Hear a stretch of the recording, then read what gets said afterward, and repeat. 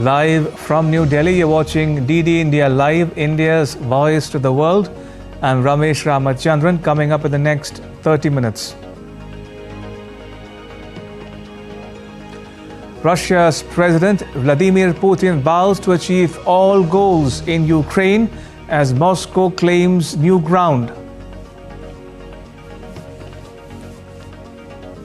Israel continues to hit Hezbollah targets in Lebanon, pounds Houthis in Yemen as violence widens.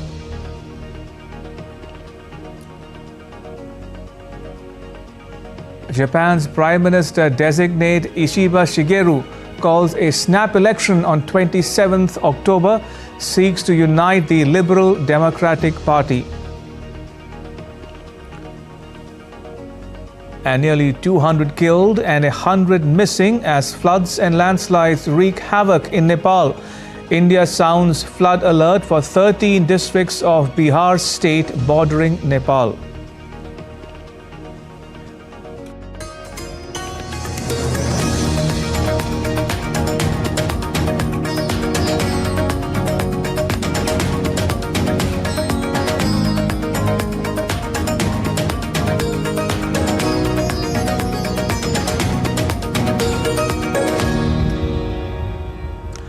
Russia's President Vladimir Putin vowed on Monday to achieve all his goals in Ukraine and celebrated the second anniversary of capturing 4 regions of Ukraine.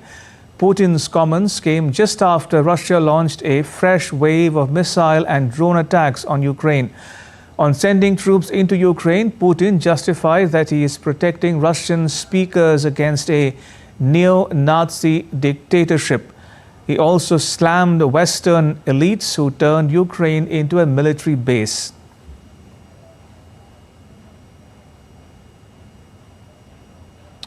Meanwhile, Russia launched several waves of drones targeting Kyiv early Monday. Ukraine's air defense repelled the attack, which lasted more than 5 hours. Numerous explosions were heard in Kyiv, indicating the operation of defense systems intercepting objects in the air. All the drones were either destroyed or neutralized by electronic warfare, with no casualties or significant damage reported. Drone debris fell near a residential building, but emergency services quickly responded. Ukraine's Air Force confirmed shooting down 67 out of 73 drones and 1 missile launched by Russia.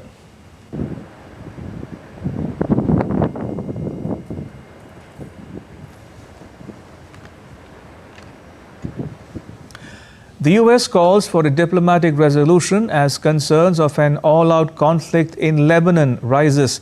Israel's Prime Minister Benjamin Netanyahu has, in the meantime, cemented his political position at home. Our next report gets you the details. The Israeli military has been amassing tanks along the Lebanon border as West Asia remains on the edge days after Israel eliminated Hezbollah chief Hassan Nasrallah. In its latest strike on Beirut, Israel killed Fateh Sharif, the head of Lebanon branch of Hamas. Another Palestinian group called the Popular Front for the Liberation of Palestine also said that 3 of its leaders were killed in an Israeli airstrike on the city.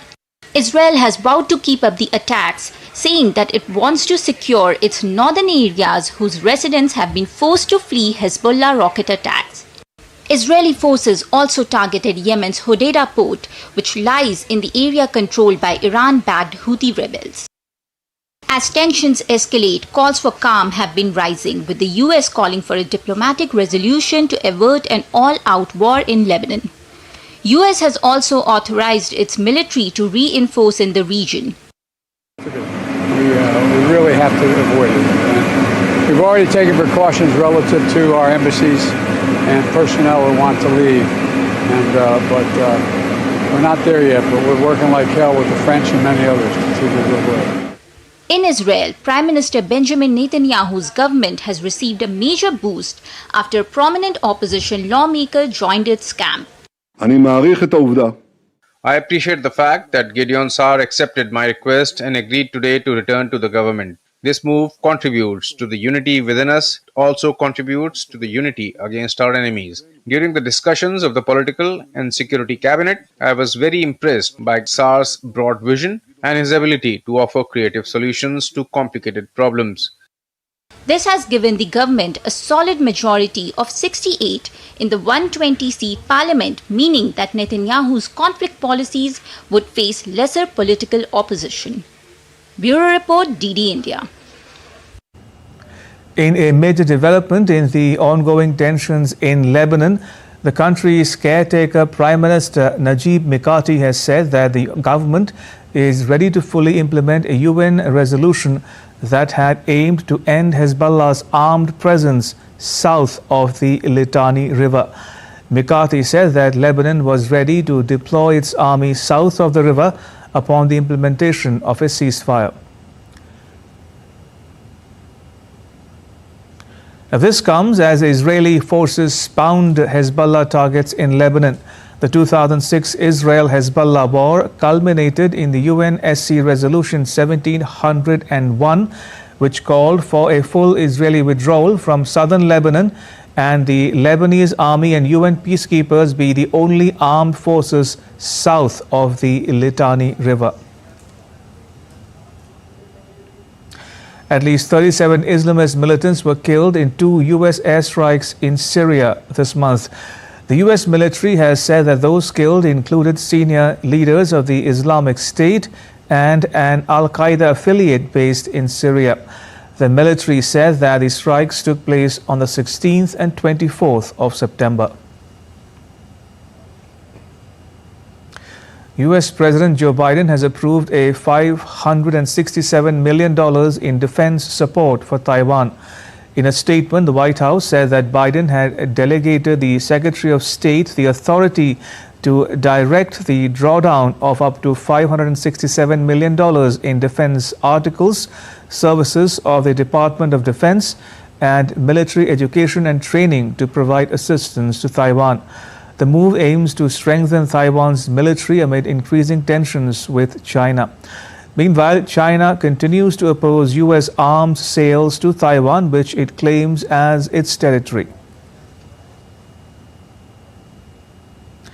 In Austria, the far-right Freedom Party topped the national election on Sunday, underlining rising support for hard-right parties in Europe, fueled by concerns over immigration levels. Analysts are terming it as an earthquake, sending shockwaves across Europe.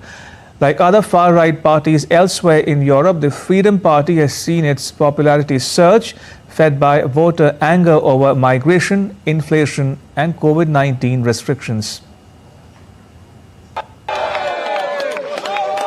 Projected results give Austria's far-right Freedom Party leader Herbert Kickell's party 28.8%. That is more than 2 points ahead of the Conservative People's Party on 26.3%, but far short of a majority. He says this win has opened the door to a new era. We have opened the door to a new era. We are now really going to write this new chapter in Austrian history together. When I say that we have made history, I mean two things. On the one hand, we have made party history. Yes, George Hather's famous 26.9%. I think he would forgive us for jumping over that today. On the contrary, he would be proud of us. And the second thing is that we have made Austrian history because this is the first time that the Freedom Party has been number one in the National Council election. Kickell espouses the far-right concept of remigration, expelling people of non-European ethnic backgrounds deemed to have failed to integrate.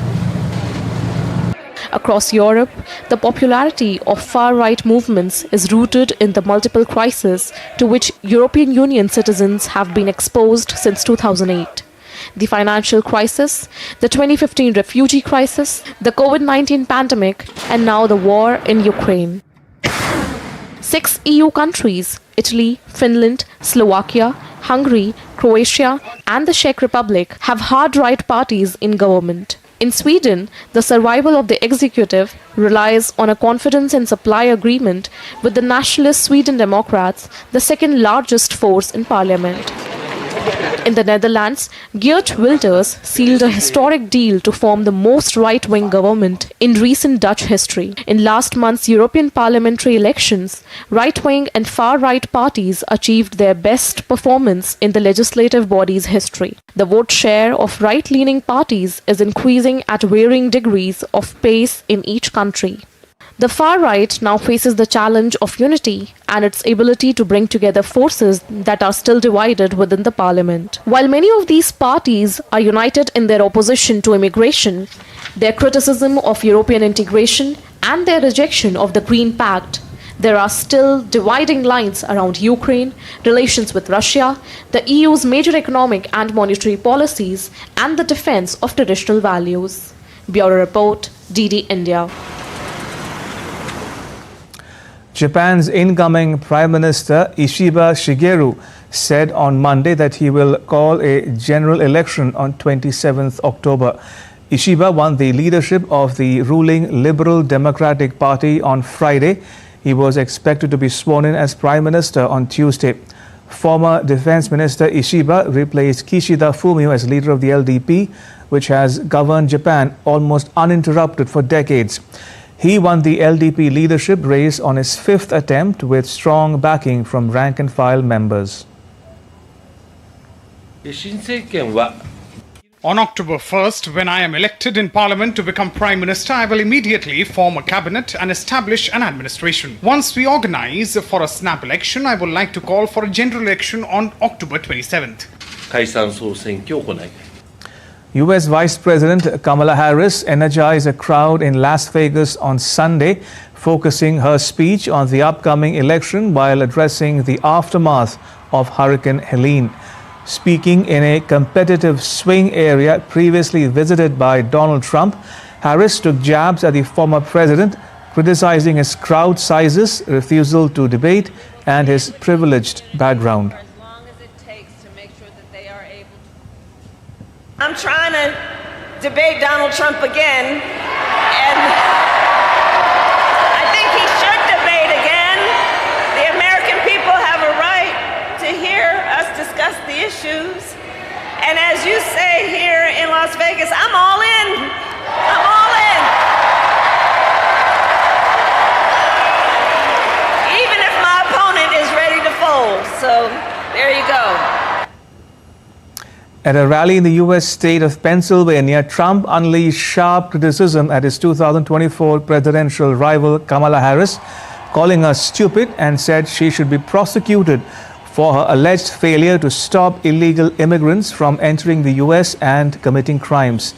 Citing U.S. Immigration and Customs Enforcement data, Trump claimed that over 13,000 convicted migrant killers remain free, alleging that Harris let them in. However, DHS officials clarified that the data spans several decades and many of these migrants are in custody.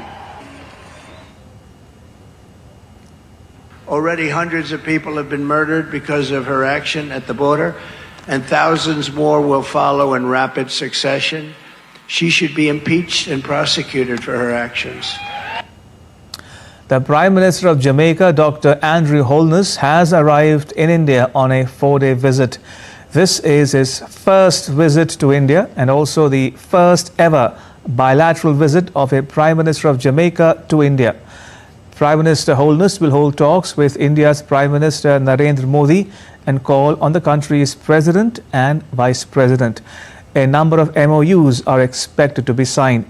India and Jamaica share strong historical and cultural linkages reflected in their shared colonial past, values of democracy and freedom, and a passion for cricket.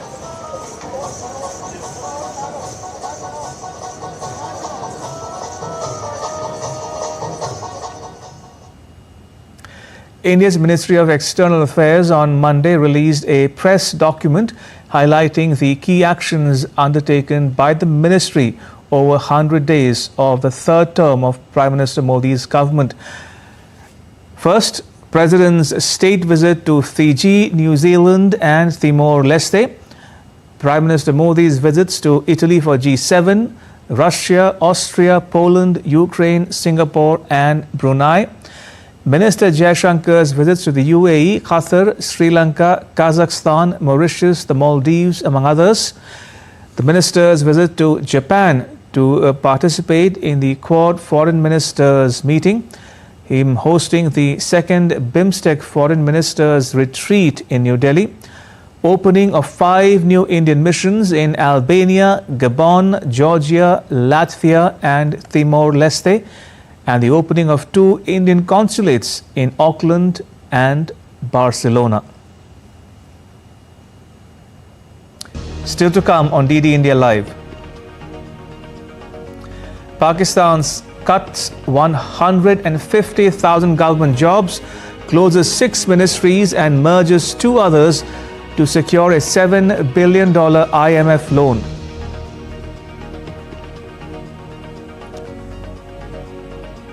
India and the US celebrate 30th September as Partnership Day. And a drone footage shows massive floods and extensive damage after Hurricane Helene slams into the US state of North Carolina.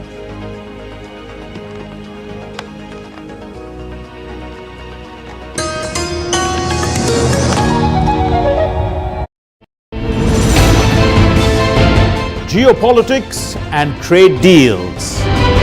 Economic challenges amid development. Hard work and the path to prosperity. It's the economy, always. Between walkers, money is what money does and says. Supply creates its own demand. Between the bulls pulls and bears tears. When supply chains globalization and India rises to the podium. We'll get you centered with the Economic Brief at 8 p.m. every Thursday on DD India.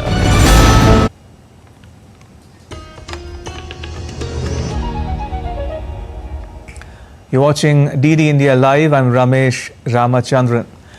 Pakistan has announced series of measures to minimize its administrative expenditures as part of reforms agreed upon with the International Monetary Fund or the IMF under the $7 billion loan deal. The country has eliminated nearly 1.5 lakh government jobs, closed 6 ministries and merged 2 others.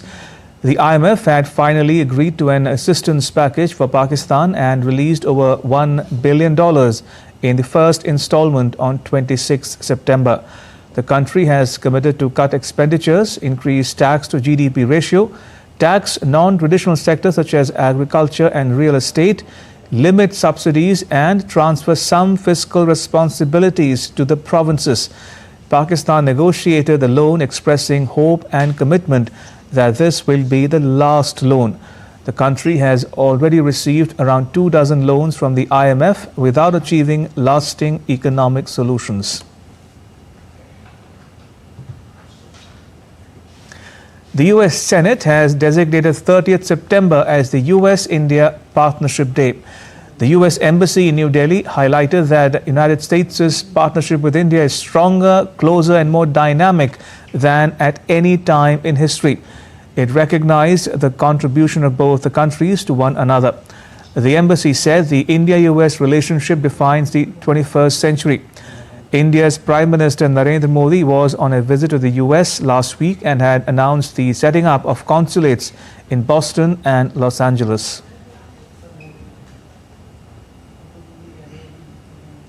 Rescue efforts are underway in Nepal amid flooding that has killed at least 192 people.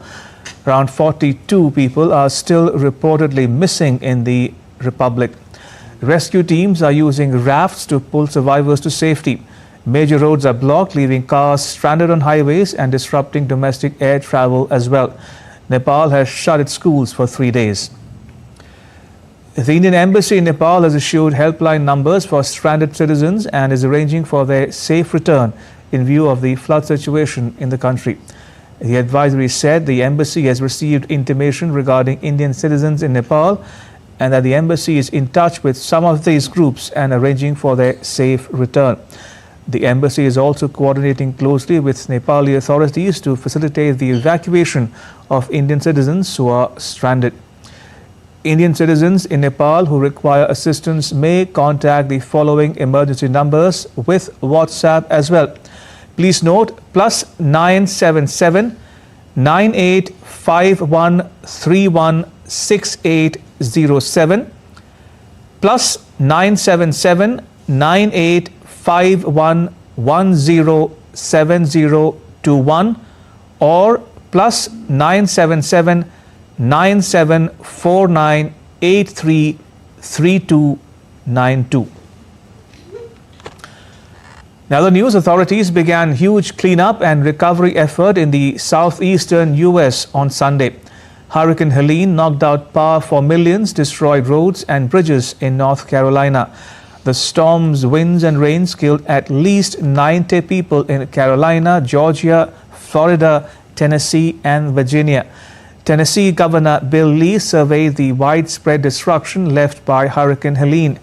Damage estimates range from $15 billion to more than $100 billion as water systems, communications and critical transportation routes all were affected. The Future Hospitality Summit has returned to Dubai's Madinat Jumeirah for a 3-day event from Monday through Wednesday.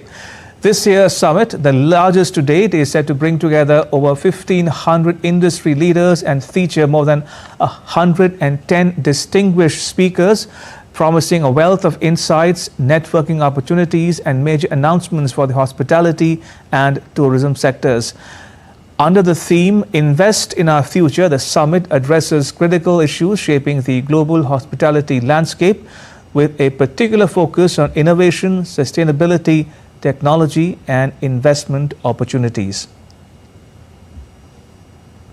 I'm here at Future Hospitality Summit in Dubai, and we just ran the AI restaurant session where we've been pulling together, with the audience's help, from 2 different concepts that AI created, the framework to be able to help create in 24 hours the world's first AI-generated restaurant. So we came up with the concept on stage. We're going to take that away and use lots of AI tools now to create the most amazing videos, photography, menu, design, logo, end to end. It will be designed by AI.